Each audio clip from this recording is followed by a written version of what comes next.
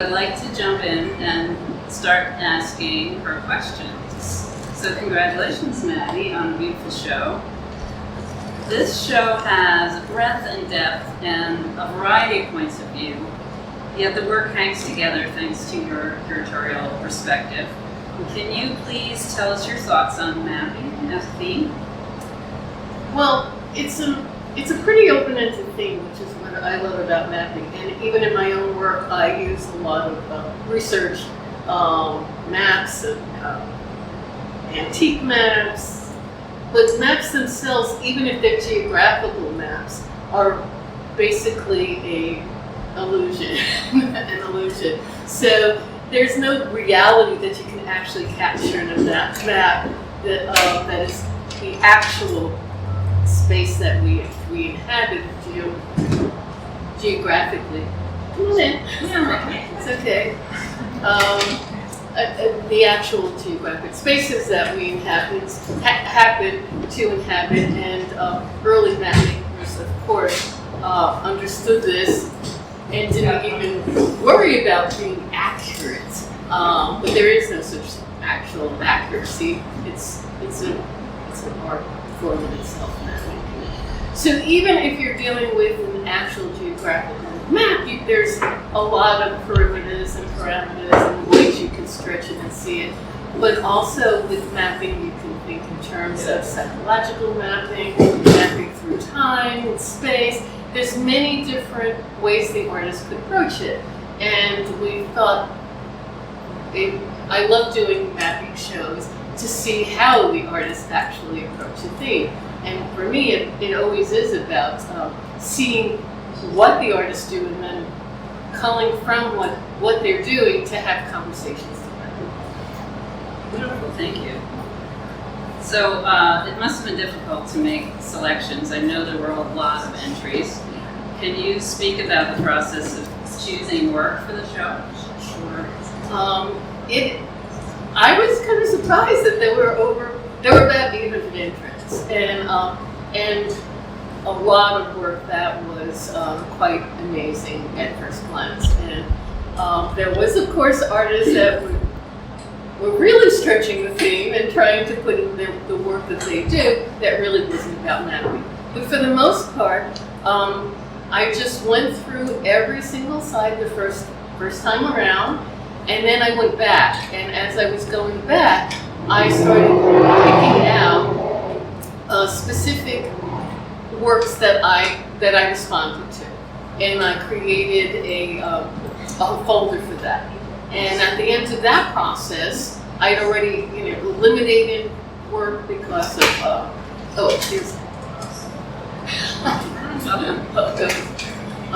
I had eliminated work because it was too big, or it didn't fit the theme, or I couldn't really tell what it was, or it was just work that didn't, it's very difficult. You need to have work that you respond to very fast, rather than work that you can just live with over time. So considering what the process is, I limited it to about 75 different works. And we had discussed that it would be about 25 would fit comfortably in the space. And then I went back and started to pick out works that I really wanted to start the conversation. That they were diverse enough and they covered enough of the borders of basically what I wanted the mapping show to be. And then I went back and started filling in the spaces between them so that these would be consistent conversations. Again, as you say, it's very diverse, and that's how I like to curate, and especially from different approaches and different media, and using the space itself, because for me, curating is an installation art. So that's how I approach it as an artist. But I do think that so then I had the choices of the final works that I really, and I looked at it and I thought, okay, and then I went back to the folder again and decided, okay, do I put this one in because it's works with that and this works with that. And again, very much of the process I would curate any show. It's just that normally I'm the one who does the outreach to the artist, and I know specific artist work, and I'm doing that kind of assembling of artwork as well. As I do my own artwork is very much assembling different imagery to create a whole.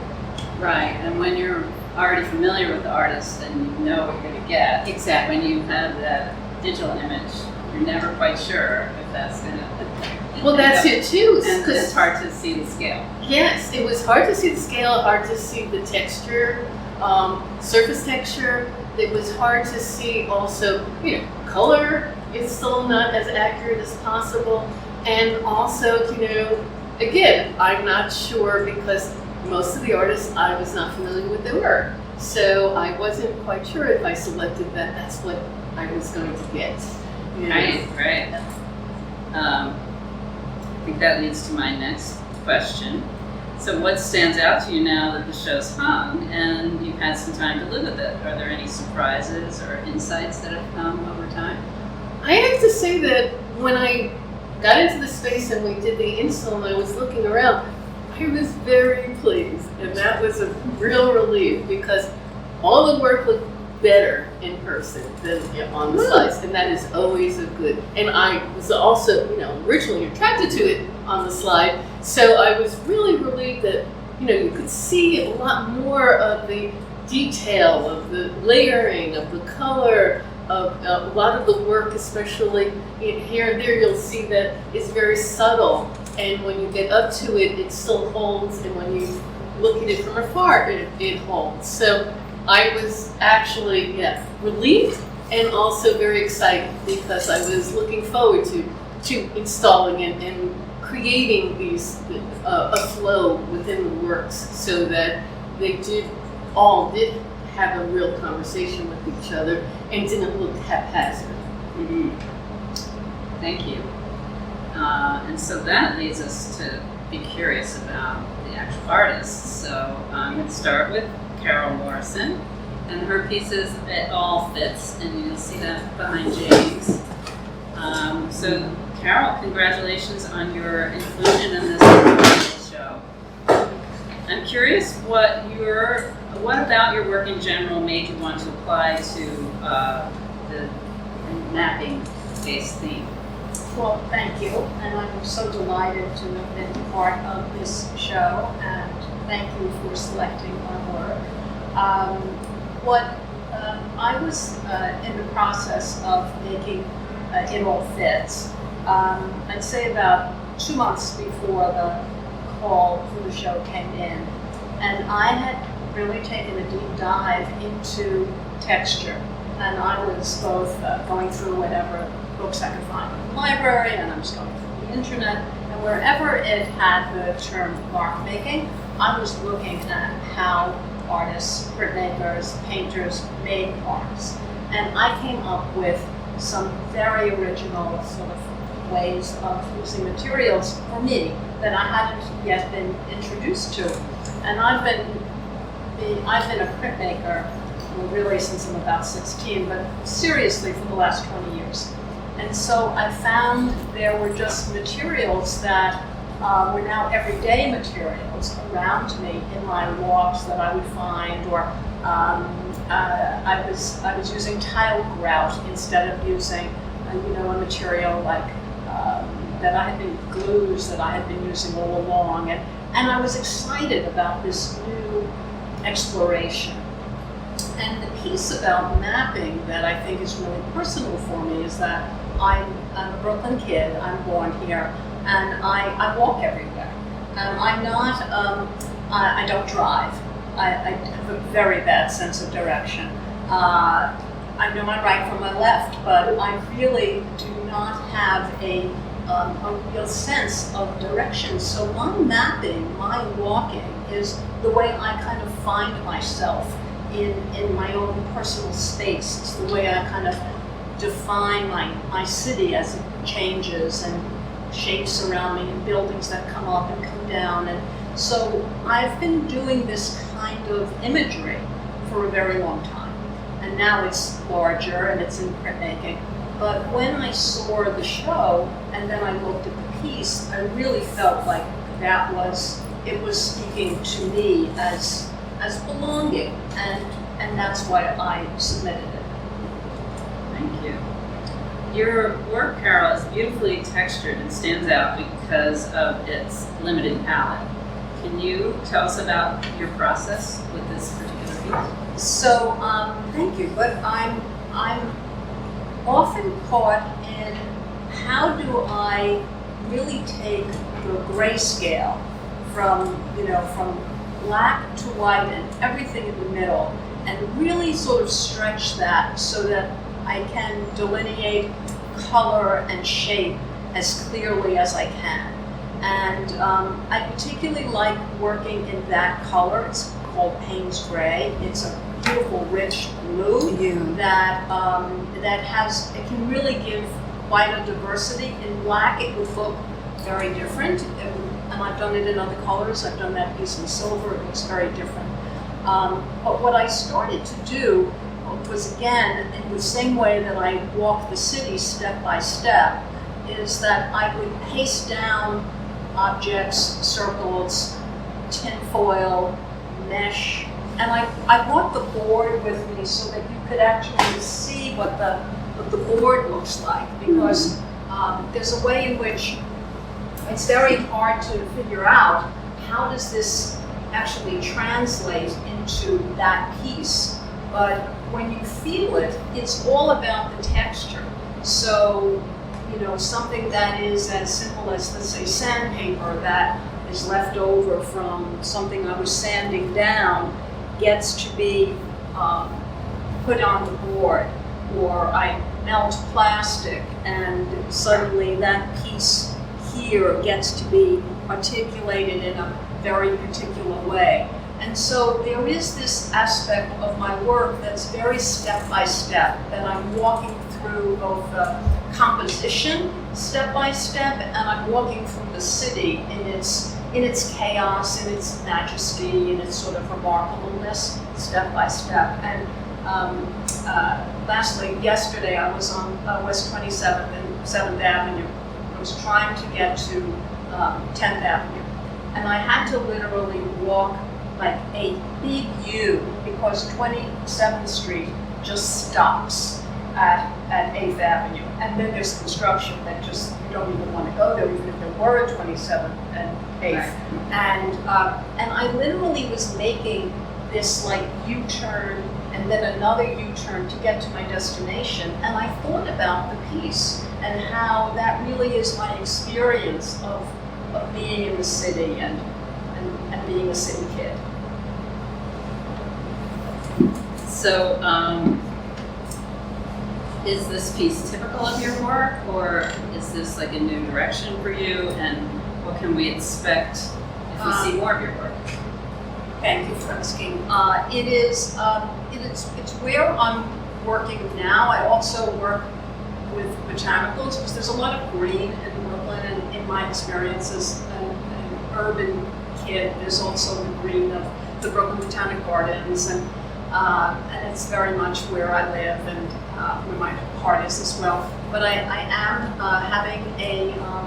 participating in a group show at the Prince Street Gallery August 3rd, and that's a Thursday from 5 to 8, and it's a piece that is not unsimilar, but it's a woodcut, so it's a different material, and I think that allowing myself just to really explore with what comes next is sort of what I want to remain open to. And thank you for these questions, and thank you for this chance to speak. Thank you.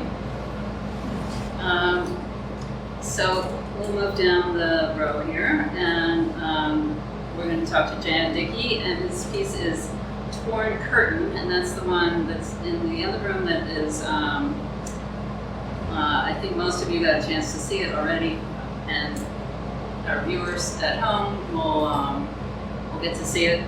But let me ask you, Jan, congratulations on being part of mapping. Your lovely piece is almost playful in its relationship to mapping. Can you talk about your connection to the theme? Sure. Yeah. I always liked maps. I think that we use maps as a way of conceptualizing the space that we exist in, and also defining what part of space is ours versus what part of space belongs to someone else. You know, I was a kid in the '90s, and the globes in the '90s still had the Soviet Union, you know, as the country that defined the area where Russia is, and Ukraine, and Latvia, Lithuania, Estonia, and a lot of these other, you know, Soviet states. And I actually just got back from a trip to Latvia because my mom was Latvian, Latvian on my mother's side, and on the globe that we had, my mom would always draw in highlighter, like circle out Latvia, you know, and like separate it from the Soviet Union bloc. And by that time they had gained their independence in '91, you know, so, but they hadn't updated the globes yet, you know.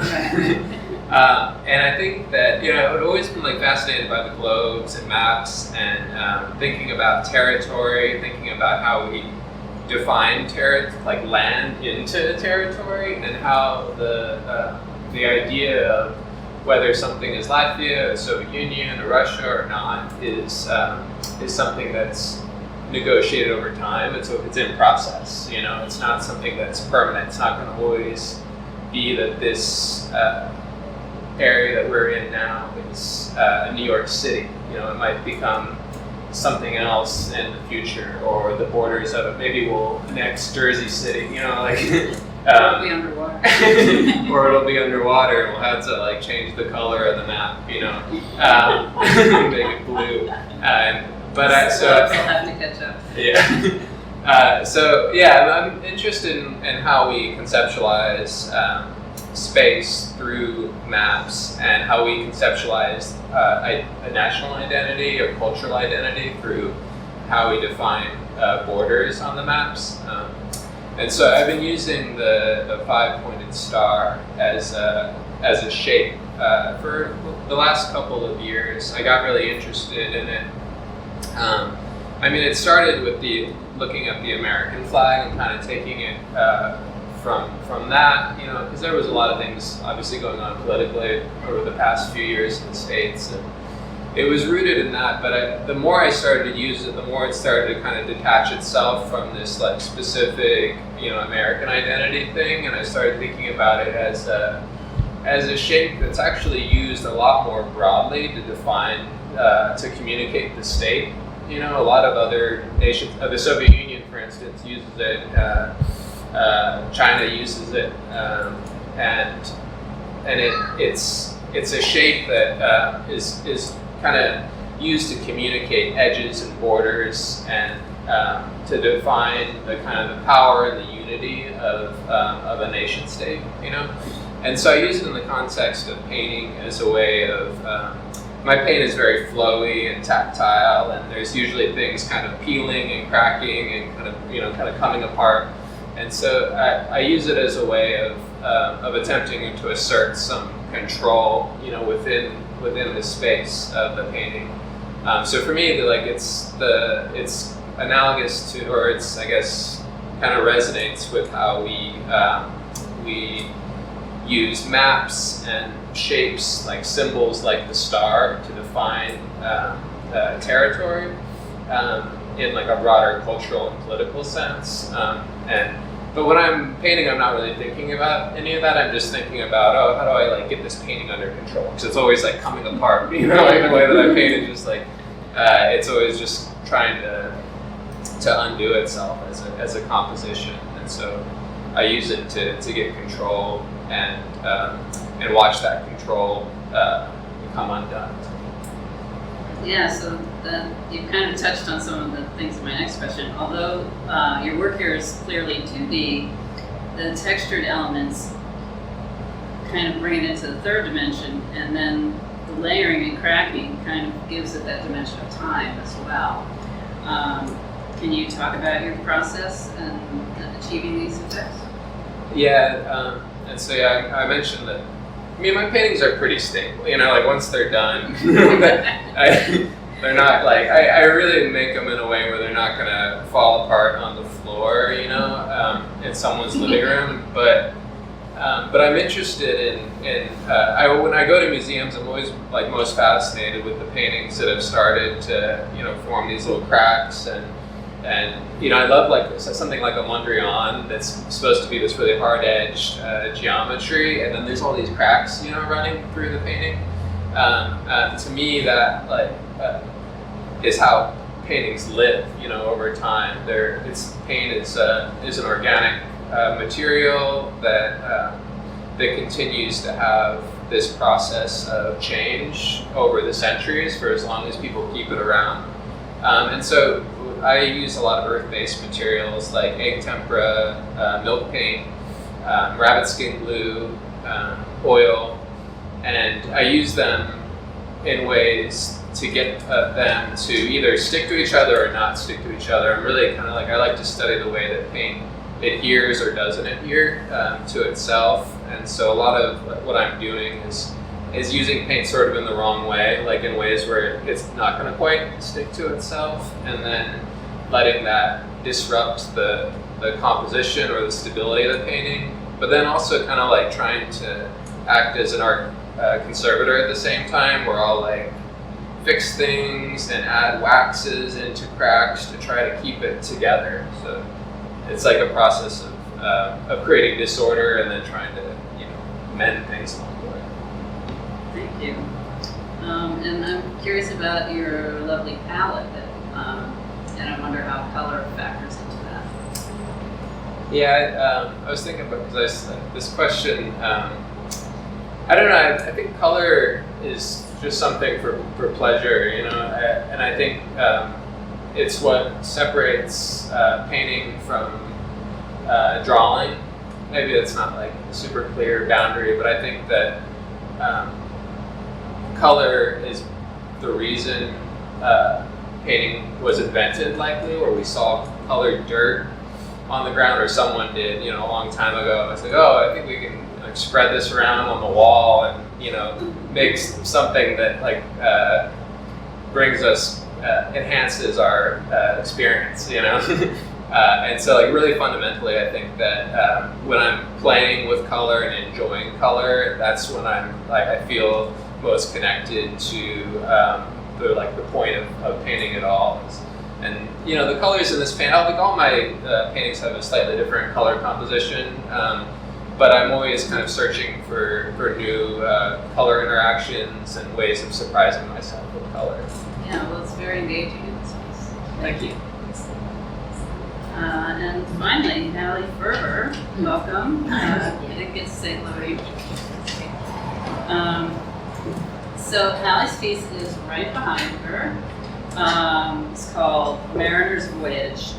And congratulations, Hallie, on having been selected for mapping. Your incredible piece takes a very different view of mapping than the last two. So how do you see your work in relation to the painting? Yeah, well, first I just want to say thank you for having me, and thank you so much for including me in the exhibition. And thank you everyone for coming. This is called a Turkish map fold book. So the actual way the paper is folded is a map fold. So it's specifically so that when it closes flat, and then when it opens, it kind of pops out so you can read it. And I am really interested in maps. It's part of my kind of vocabulary that I use in my practice. I'm very interested in nautical things, and I really like the kind of visual aspect and the symbolism of maps. The idea of having a journey, where that journey takes you, the struggles that happen, while you're on this journey, and kind of the hope of your getting through the journey, right? Coming to the other side of it and what you encounter along the way. So that's a theme that kind of runs through a lot of my work. And this piece is very specifically map-based, and it's very inspired by kind of ancient maps and older maps and more of these mythological maps and the way they used to create the maps that have kind of the sea creatures and the monsters hiding in the background. And I just love the idea of the explorers and people kind of working their way through the seas, around these obstacles. So for me, it's very much a symbol for kind of, life, the human condition, the struggles that we all share and that everybody goes through together. And so when I saw the call for mapping, I had applied with a few things, but this book, I was very excited to submit this because it felt very, like a great way for me to share it with a very relevant theme. Yeah, perfect. I love that you've created a 3D piece from a 2D image. Can you talk about how this piece was created? Yeah, this piece was created over time in a number of different steps. So the first thing was I made this print. I carved a rubber plate, and I love that you brought yours with you. That's awesome. I wish I had brought mine. But I carved a large rubber plate, and I made a number of prints. I probably made 10 of them. Some with this purple that I mixed on white paper, some on handmade paper, which gave a really different texture, which was really cool. So I had this collection of prints, and I decided to play with one of them.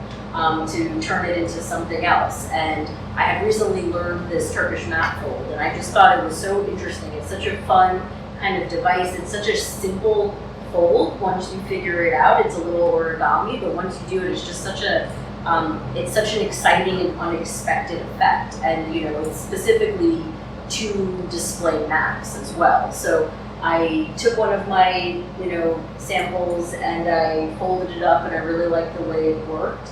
And then at another point, I created a series of marbled paper. I had taken a workshop and made this marbled paper. So I think I had made the print, and then maybe 6 months later, I'd taken the workshop and made all the paper. And then one day was kind of just playing with all my supplies and made the fold, and then cut up the, this is, I kind of want to take it and move it, but I won't, I'll leave it. But it's, 2 cardboard rectangles that are covered in the handmade marbled paper, and then lined on the inside with just regular store-bought paper, but then, made in between. And then there's a piece of leather that wraps around it. So the book closes, it wraps around it, and I just kind of like it as this interactive object and this kind of surprise that you don't know what you're going to get until you open it. And it's this idea of unwrapping, unraveling, opening, and then being able to kind of close it and put it back. And when you open it, it tells you, you can kind of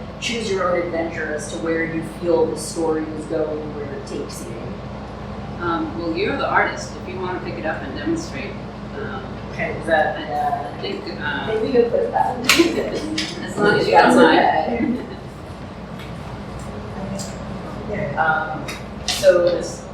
So the whole book, it really folds up, and then this cord, wraps all around and tucks in. So the idea of it is that, you have the book that you can open and unravel, and then the way I adhered it is, so the cover is directly connected to the internal pages, and then this cord, so when you open it, it's upside down, but when you open it, it just pops right out at you, and the cord is actually knotted in the center of the book. So it works in a way that when it's closed, it comes through the spine. So it's just, really fun to kind of play with and explore. And then this is the handmade marbled paper, which to me gave me, I thought I really liked the combination with the purple color. It gave me feelings of like the sea and the ocean and travel. And I'll try to put this back as beautifully as it was. But yeah, so that's how it looks when you can open it up. Thank you. That's incredible. So one last question from me before we open it to the audience. So Hallie, this image brings up references to seafaring tales and some of the things you mentioned already. Can you tell us about your inspiration and if there's an intended specific narrative for that? Yeah, so as I mentioned a little bit, it's really taken from inspiration of old maps, kind of old seafaring, that's like a perfect way to describe it, stories, and actually a archive of Japanese waves. there's this, things come on the internet that become public domain, and I found something, My Modern Art or whatnot on Facebook posted a thing that these Japanese waves were available. So I downloaded, this packet of Japanese waves and just would play with them and kind of draw the ones I liked the most. And then, so I have this little sketchbook full of Japanese waves. So when I was putting this together, all of the designs that are around kind of the sea creatures and the ships, those are actually all different versions of Japanese waves. And I just was playing with them and piecing it together like it was kind of a little puzzle. So for me, there isn't like a specific story or a specific way to read it or look at it, but I wanted to pass on this idea that, again, it's this kind of, this universal connection that everyone can understand and experience, and look at this map and maybe draw their own conclusions and their own connections to experiences, to travels, to struggles, to loss, to success, to hopes. And that's kind of what I really think about a lot in my work, is just how to kind of share these universal ideas and conditions that we all kind of struggle through, but in a way that is, here it's a little more fantastical and more symbolism for the journey than, an actual map that'll take you somewhere, because this doesn't really lead anywhere. It's kind of just lots of different waves and how you navigate them. Yeah. Thank you so much. And now I'd like to open questions to the audience, and questions, comments, anything you're curious about. Yes, the Japanese waves that you found on the internet, what are they? Do they come from Japanese art, or? So there are these series of books that somebody had uploaded to the internet and made public domain. Again, it's this website, I think it's called like My Modern, I don't know if anyone familiar with this, My Modern Art or just My Modern or something. And so I think if you just Google like public domain Japanese waves, and it's the whole book. Somebody scanned, I think it's 3 volumes actually, and at a job I used to work at, I printed them out. And it just, so now I have this collection of these pages, and I look through them, and they're very inspiring. So but yeah, you can find it on the internet, and there's a lot of this public domain stuff that you can print out, but this one kept popping up in my feed, and I was like, all right, let me see what it is. And it has proven to be very useful and fun. Thank you. Yeah. And how did you choose that color for the inside? How did that? Yeah. Fixed? So the prints actually were made during an artist residency that I did at Shot North, which is upstate about 2 hours. I used to work for an organization called Shishama. If any of you have heard of it, it's a great organization, a nonprofit. It offers subsidized studios and free exhibition space to artists. And they have an artist residency called Shot North that I worked there, so I kind of snuck my way into it. But I got to go for a month, and while I was there, I had red and blue and black ink with me. So I only had these 3 colors, so I was kind of playing with them, and I mixed the red and the blue, and it created this really beautiful, deep kind of purple plum color. And so I made probably 5 prints using it, and then some other plates that I had. And then that, I just loved the color so much, so that's where I started, and then I kind of picked the marble paper around it. But it was based on just my limited palette that I had with me at the time. It's a wonderful piece, and when you open and close it, it's very simple, but it looks very complicated. Between the graphics and the folders. Yeah, it just kind of worked out like that. Like when I made the print, I wasn't thinking about how it would look as a folded piece. It kind of was a happy accident that it works the way it does. But it, there's a lot of tutorials online, and I'm very much like a self-taught book artist, and I learned everything from workshops and online tutorials and books. So, it took a minute to figure out because there's a tricky fold in there for the Turkish map, but once you figure it out, then you can Turkish map anything. You can do a square or rectangle. It's super fun.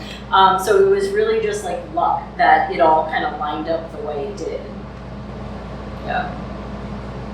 I used to get National Geographic, I'm talking in the 60s, and they had maps, and they did fold like that. I mean, you could open up National Geographic, and you could pull a map out, and it was, that's what that reminded me of. Yeah. I'm also seeing a clamshell. It's the scalloped edge that the shape form. Yeah. Very, very You can also make it so that they're attached to each other. So I have another book that I created. It's very small, but it's like one map and then another map and another. So this is a single one, but you can glue them together and then turn them like pages so that every time you flip a page, a new map unfolds, which is an exciting way to do it too. But I can see the kind of clamshell as well, which is like a happy surprise. right. Do you do a lot of other books? Yeah, I have. I do a lot of like accordion folded books. I really enjoy that platform because it's so fun. You can. A lot of my work starts with a print, so I'll make a print and then I kind of will turn it into a different type of book. But I've done a lot with accordion folds. I also work in cyanotype. I love, playing with these kind of alternative, like more craft-based mediums. So like the paper marbling, the cyanotype, but I'm working on a scroll right now for another exhibition that I'm doing actually out on Governor's Island, which is a Suminagashi Japanese paper marbling, and they're going to be these kind of long paper scrolls that are going to hang from the ceiling. So that'll be like a fun new, type that I haven't gotten a chance to really play with yet. Although actually that's not true because one of my prints on the handmade paper of this print I turned into a scroll. I wrapped it up and put a closure on it with a piece of leather. So, that's another way that I show this piece as an actual scroll. And I was wondering, did you use embossed some pieces as that kind of look to it? There's no encaustic on that one. I don't. I use wax sometimes, but it's got an oil in it. It's not like caustic. It's like a cool wax that you heat up and melt it. I don't do that process because I think I try not to use anything that has any sort of like toxic, any sort of noxious smell to it. So sometimes I'll push wax into the painting to stabilize it a bit, and then there's this blend of beeswax and carnauba wax that I really like because the beeswax is very matte and carnauba is shinier, and so you can kind of buff it and get a little bit like a surface quality that I like a bit more with that wax. But that one actually doesn't have any wax. I work in a lot of transparent layers, and what you might be seeing is the egg tempera, which egg tempera has a really beautiful transparency to it, and it has a luminosity that I think is even more beautiful than oil, in my opinion, because it's not quite as shiny as oil. It's a little bit duller, like more satiny. And so that might be what feels like a caustic. Wonderful. Thank you. Yeah, I love surface. When I walk around, I'm always like checking out the paint on the walls, of buildings and cars, and I love the way it changes, but also the way that people will just keep recovering a surface, instead of, maybe the paint gets old or it gets dirty, and they'll just throw a new coat of paint, on top of it instead of cleaning it or removing the paint that was there. And so I love that piling up of time, and this way of using paint as a way of just kind of tidying up, making it look good. Like throw a new, there's that phrase, just put a new coat of paint on it, and so there's so much paint out in the wild that I feel like that I learn from and bring into my practice. We get that layering all the time, but also cracking and Yeah. different surfaces. Yeah. There's a ton of it in New York. And New York has got that Yes. the ages of paint, like down in the subways and all the places that people don't tidy up very much. Yeah, and I love that too. It's kind of, people will look at me kind of, what are you, crazy? I hate pristine surface. Yeah. Yeah, that's what I think is one of the great qualities about New York is that, I mean, there's so many suburbs in the country where everything is like, feels like it's like 15 years old, you know, and it has maybe it's on its first coat of paint, but New York, we're like, you know, we're at least like a century or two into the paint coating here. So I wanted to ask you about the red line. It feels very angular, and then there's this wonderful little red at the very end. And I asked you about it at the show, and you had said it went off the page in your expression, and then it connected. So you have this line that sort of extends out of the boundaries, but it's there. And I just wondered where that came into the process. And I don't know. Just it was really like it drew the whole piece together for me in some way. Yeah, you're not supposed to put water-based media on top of oil. You know, water and oil don't mix.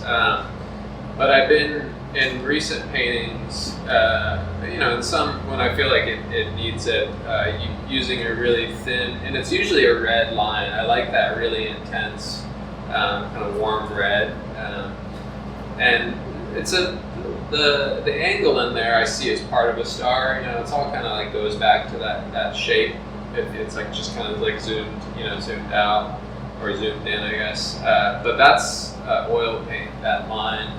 And so I put that down, and then I let it dry, and then I did more layering on top of it with the water-based rabbit skin glue and egg tempera medium. And some parts it got covered over, but other parts it didn't, because the water-based medium didn't want to stick to the oil, so it kind of like broke back through. So in a way it's sort of buried in more layers, but because it's oil-based, it kind of fights its way back out onto the surface. Carol, I found it very interesting when you showed your colograph. Yes. Because when I looked at that, I thought it was an etching.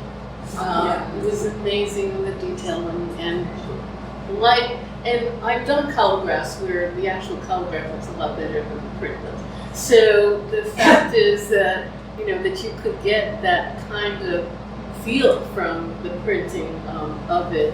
And to understand you're going to get that from looking at that, the different textures there, because it is very different from what even visually the surfaces look very different once they're printed. So so it's even more amazing to me that was a colograph. Well, I am really complimented, but I do confess that when this came off the press, there were moments that I was really surprised. And I had a sense of what was coming. But then there are these other kind of magical things that happen. I was not only using new materials, I was ironing plastic, found plastic, and there was hook. It was like a crazy scientist in my studio space, and I had never used some of these materials, so I wasn't quite sure how it would all sort of work. But I knew that I could very patiently. It's one place that I can be very patient in my work. You could ask my wife that. It's one place I'm very patient, and I took it kind of step by step, using forms that also have a relationship to each other. So I didn't just use squares of any size. They repeat itself, so that there's a way of the images sort of organizing in your mind, the recognizable. And then I knew that I'm also working with an amazing master printmaker who really knows exactly how to ink the plate and wipe the plate. Kathy Caraccio is extraordinary. And so we worked on she took two of these prints, and they were too dense. And this was actually the third time, because we learned the plate as we were wiping the plate. We learned how much it would take, and we learned where to wipe it down more. And so it was but this was also a process because my work at first, 20 years ago, was much smaller. I was working in 9 by 12s, this is 20 by 30. So I became more confident in how I could delineate space and my composition, and I really keep moving the plate so that it works sideways and it works upside down. But It creates those edges too. You have a lot of delineation of the shapes through the edge. yes, and the edge is where you're going to pick up more ink. Right. So, because when you think about the plate, and you're welcome to at some point, you can even feel the plate. You can feel where that edge is, and that's where the ink is going to collect in. Wherever you can sort of feel that you're going to get. You can even see that it's darker here. So. There's certain things that I just learned along the way, and I don't think about it, it just sort of happens. But then there are always these like magical surprises that happen. And this was the third print. The other two that came before it are part of the process. That's what's great about printmaking. Is Yeah. I mean, I was trained as a lithographer, and once I wiped the plate with too much water and ran it through, and I had this wonderful monoprint that was basically looking at the world through this haze of rain. So, yeah, I mean, it's Yeah. not the traditional way of doing things, but you get these kinds of surprises. Right? Yeah. And then we ran this Plate. a second time, and without re-inking the plate. And we got this sort of like ghost, Mhm. this very light blue that looks like a New York aerial in the snow. I mean, for lack of a better way to sort of, and it doesn't have the distinction that this has, and it doesn't have the nuance that this has. But it's, sort of like another one of the kids. You just love them for different reasons. But I'm working on. I'd like to go even larger because I kind of feel like I could use more space, and that's sort of, if I was thinking about what that new direction would be for me, it's just to give myself more space to make the work. And I would love to see that because it sounds more like an embossed print, the ghost image of it. So Yes, again, it's very much more, the subtlety of it yes, would be interesting. But as you say, completely different, saying something completely different, but yes, still working with the same imagery. yes. And then we chose a silver, and the silver just, for whatever reason, the silver is a very reflective color. And because silver reflects, you don't get the same definition. So printmaking is patience because you can do what you think is, a solid plate, right? The print is never going to be better than the plate. That printmaking, no matter how well it's printed, it's never going to be better than the original image. But you can also print it in colors that just don't work. And so that's another way of sort of like really being patient with the experience of just being a learner all the time with this. It's, I think, one of the things I really like about the magic of it, that you're always learning. Thank you.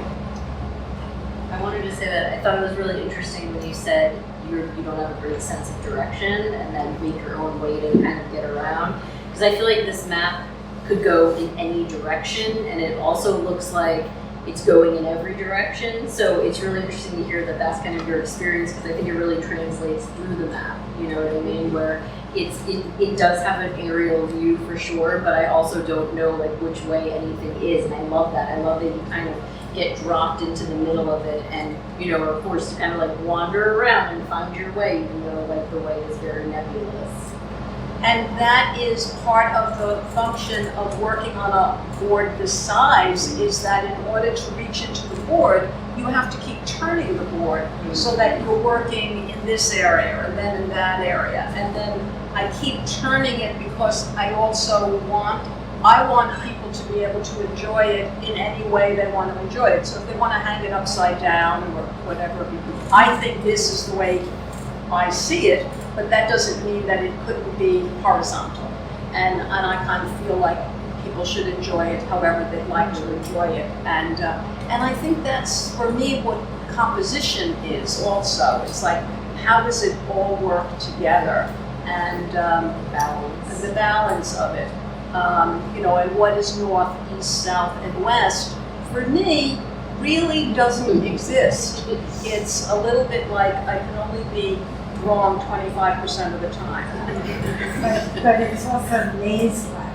It's also like a maze, and there's a spiritual walk through mazes that are very important.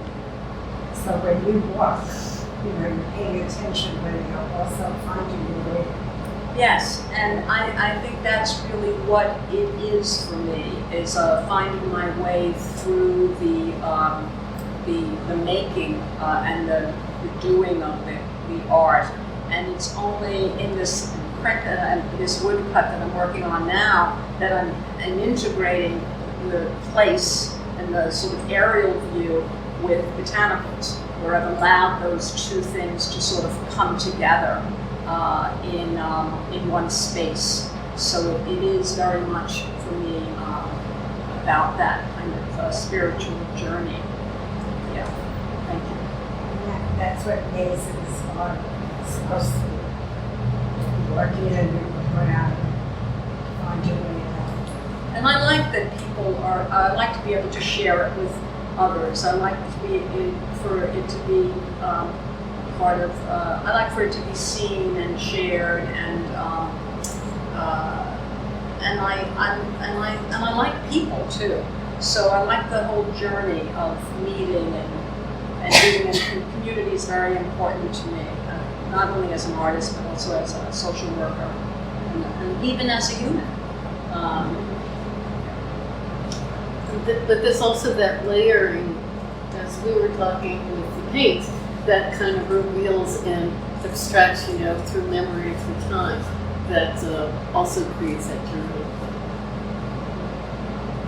Yeah, it's interesting to see all these layers of materials. It seems like scraps of things that you would just find maybe around the house and transformed into a trompe l'oeil, because looking at when I approached that, I initially thought maybe it was a detailed drawing or a photograph of this land, but then seeing in reference to what you've done over here, to me this looks like a collection of the things that it is, and then with the print, there's like a metamorphosis into something that feels like a map.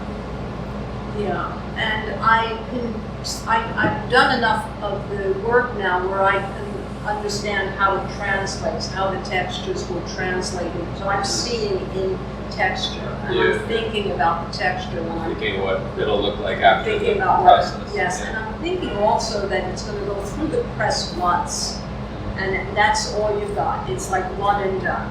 So it's cooked after you do it. It's cooked, and so there's the first print, and you kind of like then you make your decisions. Is that the right color? Is it the right density? Is it too dense? Then you're going to run it again. You're going to heat it up again.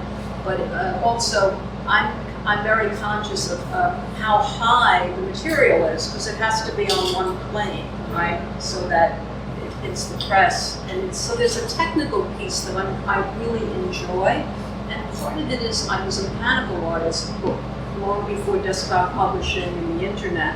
We would actually make like newspapers with galleys of text, and there would be wax on the back of them, and you would lay out the newspapers on an 8.5, 11 page, and then it would go to press.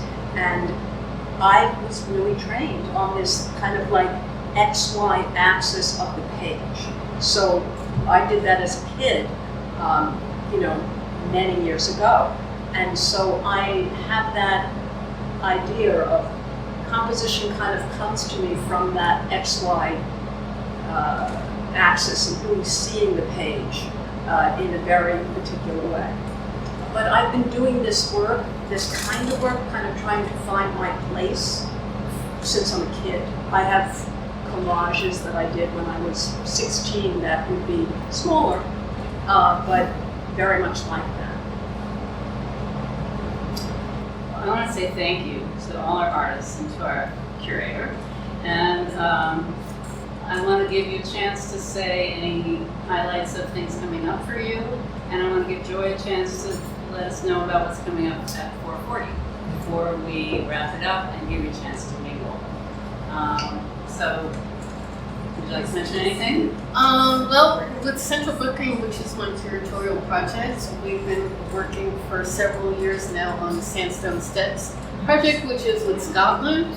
And so the big project will be next year, and what revolves around a small edition, large sculptural artist book with 3 drawers, 3 steps, and each one of the steps has a different, there's 2 poets, 2 composers, and 2 artists that are working together. But we have all kinds of events that are going around that. There's kind of a preview of 3 events this year in Scotland, in Southern Scotland, Dumfries and Galway, and then next year, over half a year, we will have all kinds of events, musical, literature, artistic events throughout the whole coastline, the southern coastline. So that's one of the big projects I've been working on since 2018. So it started pre-COVID, and I have several backlog of projects, but also newer projects as well. We have a book that's coming out of a project, online project that we did called Net Game on Mathematical Myths over COVID. So that's our next one, also coming up in the fall. So we're going to premiere the publishing. Wow, exciting, thank you. Stay tuned.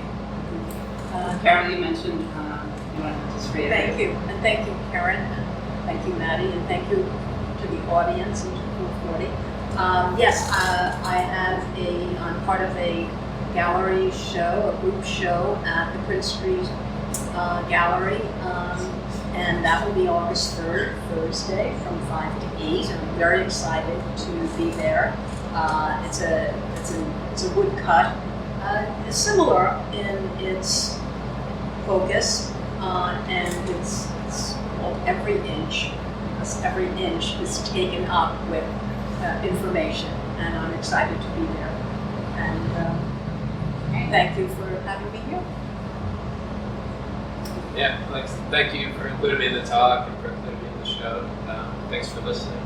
The next thing I got, next month I'll be an artist in resident at the Sam and Adele Golden Foundation, which Golden is a paint company. They make paint, and so I'll be experimenting. The point of the residency is to experiment with a lot of the materials that they make there and work with the paint chemists that are like cooking up new stuff. So I'll be just experimenting a lot with materials and learning some new processes. Very cool. Through that. Congratulations. I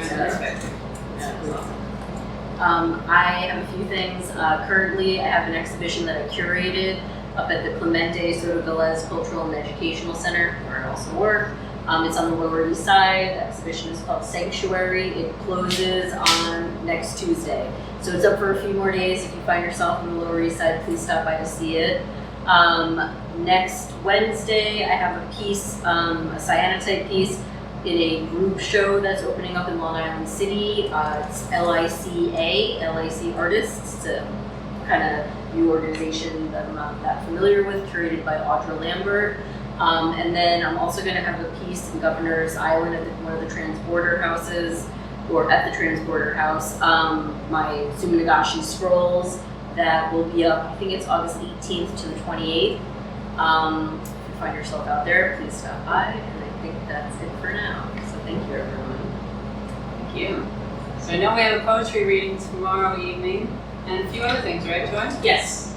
Tomorrow at 5:30 here at the gallery, Arthur K. Zakian is reading from his new poetry collection. He is the winner of the 2021 Black Lawrence Inaugural Immigrant Writing Series. That's going to be very interesting tomorrow. And on Sunday at 4:40 p.m. here at the gallery, we have local poet Jonathan Clark who's reading from a selection of his work. So we're really thrilled to have everybody back at the gallery. That's great.